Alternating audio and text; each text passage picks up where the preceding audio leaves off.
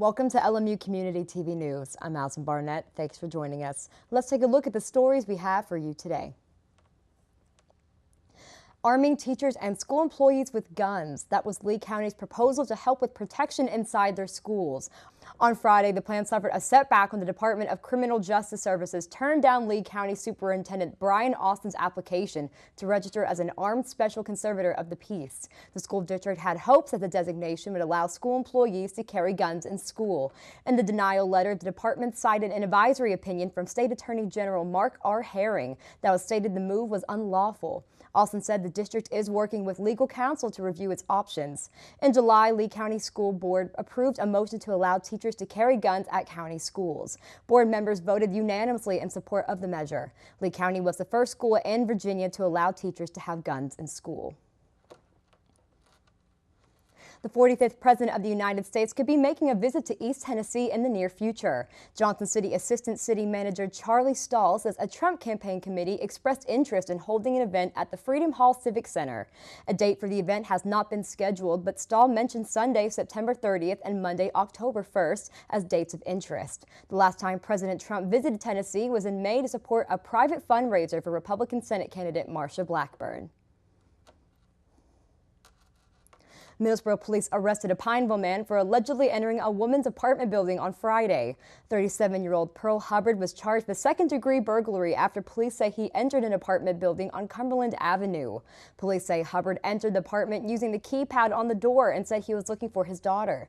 The alleged victim said she did not know Hubbard. Hubbard is being held at the Bell County Detention Center on a $25,000 bond. Now let's take a look at your community count of events coming up over the next couple of weeks. Clearfield Elementary School will be hosting a car show on October 13th. The event will be held from 3 to 6 p.m. at the Clearfield Elementary School. Proceeds are going to help raise money for basketball equipment. There will be a $10 entry fee for all vehicles. Trophies will be awarded. For more information, call 423-784-7035.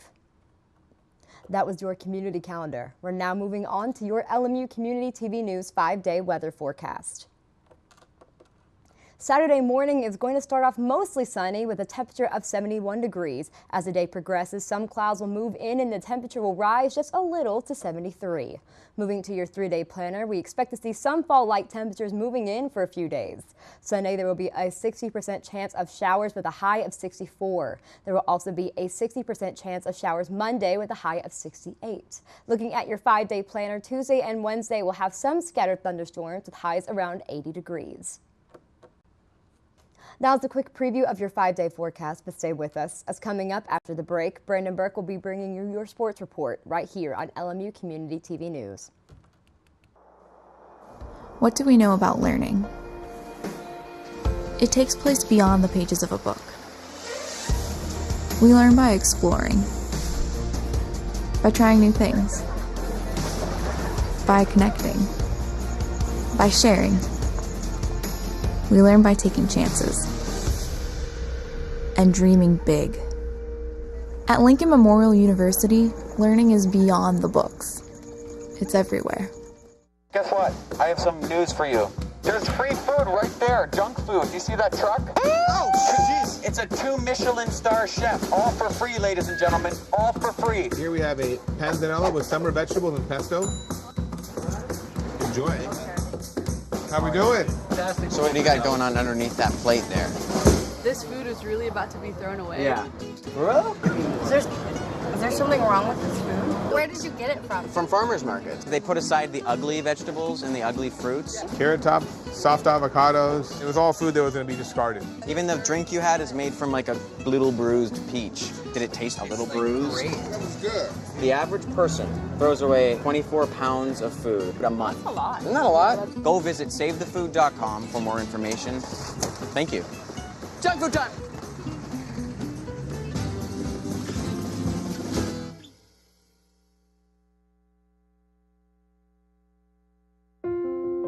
I love taking care of my mom. It wasn't easy at first. She learned how to better communicate her needs. And you learned how to not ignore yours. I discovered how to make healthier meals. And I discovered how much I enjoyed them. Becoming a caregiver is a learning experience for everyone. Find articles, tips, and tools from experts and others who have been in your place. The Caregiving Resource Center at aarp.org/caregiving. Hi, I'm Dr. Shields, and I'm a physician and the medical director at LMU Medical Clinics. This is a brief announcement about keeping LMU and you healthy during the upcoming flu season.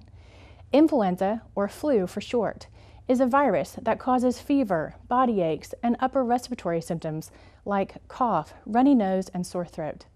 It is transmitted through the air and can even be spread on objects touched by someone who has the flu. The virus spreads easily from person to person and is most active from October through March. There are 3 things you can do to prevent becoming ill with the flu. First, get vaccinated. The most effective way of preventing the flu is to get the flu vaccine every year. The vaccine does not give you the flu or make you sick. The vaccine may not be 100% effective, however, it does offer significant protection and lessen the symptoms should you get the flu. The CDC recommends everyone 6 months and older be vaccinated before the flu season begins. Number 2, wash your hands. Stop the spread of germs and protect yourself with frequent hand washing with soap or alcohol-based hand sanitizer. And third, if you are sick, stay home. Should you become ill with flu-like symptoms of fever, sore throat, cough, limit your contact with others. Schedule an appointment as soon as possible with LMU Medical Clinic or your healthcare provider.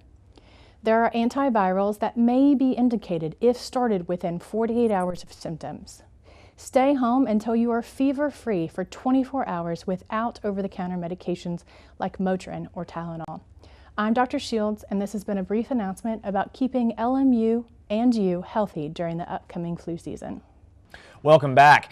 In a crucial South Atlantic Conference test over the weekend, the Lincoln Memorial Lady Railsplitter Volleyball Club exited the Palmetto State with a 1-1 record over a 48-hour stretch, squeezing by Newberry before dropping their first SAC meeting of the year the next evening against Anderson. Thus far on the season, LMU has been flawless at 6-0 inside the Mary Mars gym, although unable to gain a victory away from home in just 2 tries. That changed on Friday evening as the Lady Railsplitters outlasted Newberry 3-2, the first time in 2018 that LMU has been pushed to a 5-set match. Starting fast in the opening set for a 25-15 final, the visitors and the Wolves went back and forth for the rest of the evening, Newberry taking set number 2 25-23 before Lincoln Memorial picked up a 2-1 advantage thanks to a 25-16 third set decision. Extending the match to a 5th set on a 26-24 fourth stanza, the Lady Railsplitters completed their perfect SAC record through 3 matches in a 15-11 final set triumph, moving to 7-2 overall in the process. Offensively, Riley Storms carried the load for the blue and gray, notching 15 kills next to 4 blocks and 3 aces, while reigning SAC Player of the Week Tone Gill and Kai Wiesman combined for 22 Ks at 11 apiece. Erica Whitaker, the new program record holder for all-time digs established in Tuesday's win over Tusculum, rolled in 37 more along with 8 assists, with Lindsay Nartker adding 20 digs. Freshman Emily Walter continued her impressive first season with LMU on a 39 assist and 16 dig outing, and after racking up 52 kills as a team on a 141 attack percentage on Friday, Lincoln Memorial's 3-game winning streak was emphatically snapped on Saturday evening, a visit to now 14-1 Anderson, resulting in a sweep in favor of the Trojans. Handling all 3 sets by scores of 25-15, 25-22, and 25-21, the Trojans soared to 49 kills on a sizzling 305 hitting clip while holding LMU to just 30 on a 152 percentage. Walter recorded a team-high 21 assists, while Whitaker grabbed 20 digs as Kai Wiesman, Riley Storms, and Lindsay Nartker combined for 18 kills, but it wasn't enough to overpower the red-hot Trojans, Anderson dropping Lincoln Memorial to 3-1 inside of conference competition. Before LMU makes another road trip to North Carolina next weekend, they'll return to Harriet on Tuesday for a 7 p.m. opening serve against the Catawba Indians, a match that was postponed 10 days due to the unsafe travel conditions brought on by Hurricane Florence. More information on LMU's busy 1-1 weekend, as well as details on the squad's upcoming meeting with Catawba, can be found at lmurailsplitters.com. And looking to bounce back 3 days after a SAC opening loss to the Carson-Newman Eagles at home, both Lincoln Memorial soccer teams made the trip to Salisbury, North Carolina on Saturday afternoon for another league doubleheader against the Catawba Indians. And LMU got the day started with quite a statement on the women's side, shutting out their previously unbeaten conference opponent 2-0 to get back in the winning column. After playing to the Indians, who came into the match at 6-0 scoreless through the first 45 minutes, Lincoln Memorial raced to victory in the second half thanks to a pair of goals 22 minutes apart from each other to improve to 4-2 overall and 1-1 in the SAC. Junior college transfer Itzel Ballesteros broke the silence in the 50th minute on Saturday, the forward's fourth strike of 2018, later followed by another goal from another familiar weapon, Italian freshman Jessica Crivero, collecting her fifth score of the year in minute number 72 with an assist from Ballesteros, pulling away for the decisive W.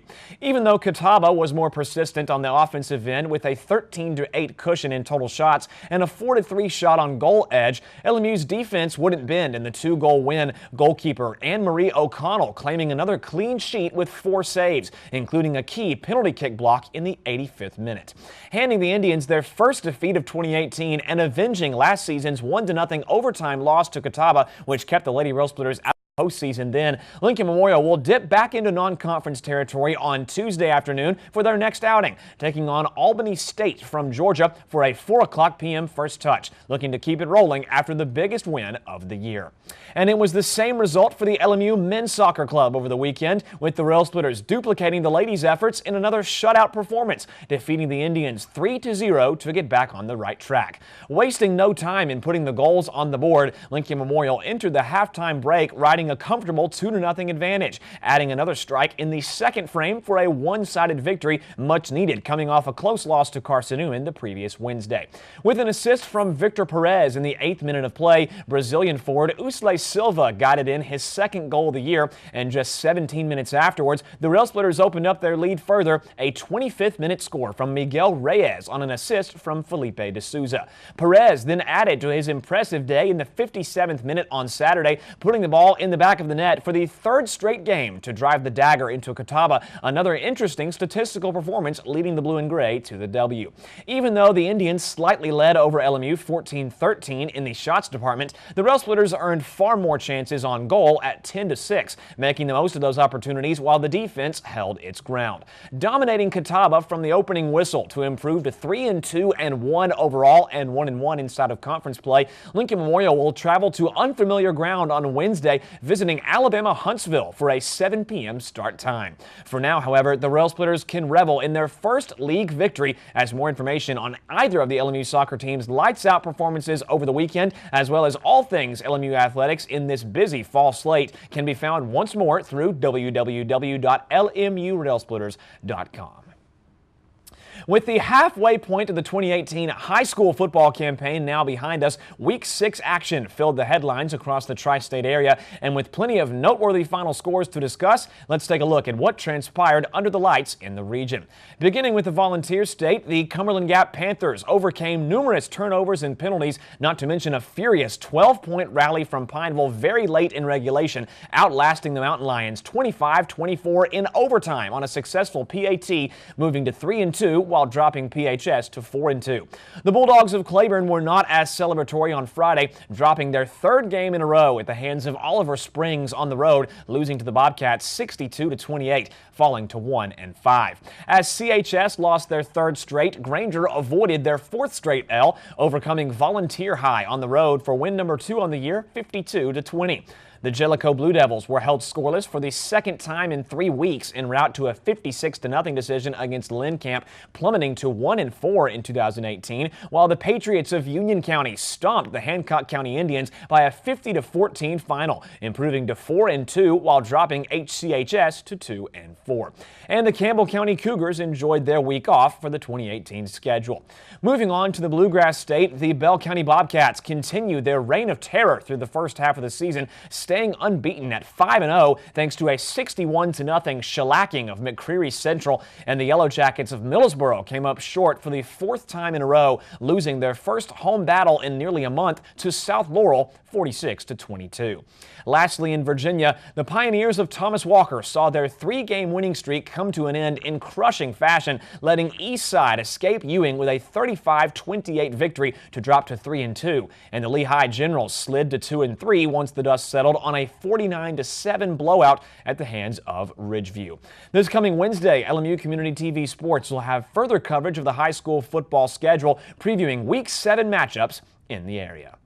And in another chaotic Saturday night of NCAA football, the Tennessee Volunteers and the Kentucky Wildcats endured difficult Southeastern Conference tests with drastically different results. For the Vols, in their third straight home meeting and their first inside of the SEC, UT's recent misery against the Florida Gators continued in a 47-21 decision going towards the visitors. Plagued by 6 total turnovers and a stagnant offense, Tennessee surrendered 26 first-half points to their conference rival and 21 more in the final 30 minutes across a wire-to-wire Florida win, making it 16 of the last 19 in which the Gators have secured bragging rights with another win in the series history. While the fans at Neyland Stadium were less than impressed, it was a party in Lexington for UK as the Wildcats not only beat the 14th-ranked Mississippi State Bulldogs to stay unbeaten, they did so in commanding style, a 28-7 win to catapult head coach Mark Stoops' squad into the top 25 at the 17th slot. Anchored by another Herculean effort from running back Benny Snell Jr., clocking in 165 yards on the ground next to 4 touchdowns, Kentucky cruised to a 21-point second half while shutting out Mississippi State after the early moments of the second quarter, trudging to 4-0 on the season and with all the momentum that an SEC East unit needs to make even more noise as 2018 progresses. UK will now prepare for their first game as a top 25 team this Saturday for their third straight tune-up at home, welcoming South Carolina for what should be another intriguing day at the office, while Tennessee's headache-inducing midseason schedule begins on the same day, making the trip between the hedges to Athens, Georgia to face off against the second-ranked Bulldogs. And Brad Keselowski's 3-win streak in the NASCAR Monster Energy Cup Series came to a close on Saturday evening, paving the way for a familiar face to stroll into victory lane for his first win of the playoffs, he being Kyle Busch, placing first in the Federated Auto Parts 400 from the Richmond Raceway in Virginia, giving the number 18 car the new lead in the Cup standings. Keselowski's seemingly unstoppable winning streak began at Darlington, continued through Indianapolis, and kept going through Las Vegas as the chase extended into the postseason. But on Saturday, Busch was not to be denied in making his way to the number 1 spot of the rankings, just beating out Kevin Harvick and Martin Truex Jr. in Richmond, the 3 most accomplished drivers in 2018, finishing as the top 3. Chase Elliott and Eric Almirola loaded out the top 5 on Saturday, leaving the playoff standings where they now sit. Keselowski bumped to second place to make way for Busch. Truex Jr., Harvick, and Joey Logano round out the top 5 through 2 postseason races, while Eric Almirola, Kyle Larson, Kurt Busch, Austin Dillon, and Chase Elliott complete the top 10. With no stoppage in the playoffs, the Monster Energy Cup Series resumes this Sunday, September the 30th, closing out the month at the Charlotte Motor Speedway Road Course for the Bank of America Roval 400. And that is all for sports over a busy weekend, but stay tuned as more LMU Community TV news is headed your way right after this. So we were walking to school. I started thinking about lunch. Mom packed me turkey and cheese. She's I really smart. want cheese pizza. Sometimes her mind wanders. We should have a sleepover. I remember saying, Laura? I think I heard Mom say something. The sign says don't walk. Sometimes it's so overwhelming. I really hope she doesn't have I really another hope I bad don't day have another bad day at school today. When you can see learning and attention issues from their side, you can be on their side. Go to understood.org, a free online resource with support and tools to help your child thrive. Here we go. We're gonna go out there in the rain. Gonna get wet. All right, here we go. Go,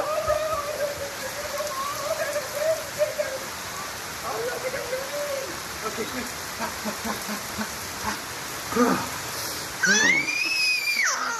Oh yeah, yes.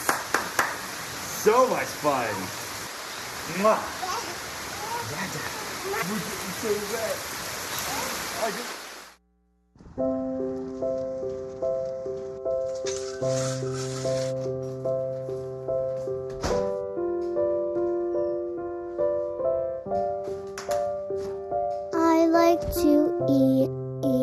eat apples and bananas.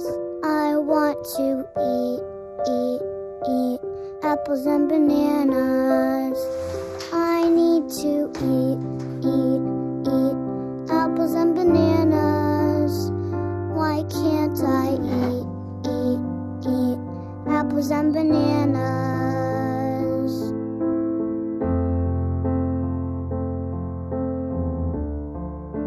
One in 5 children struggles with hunger in America.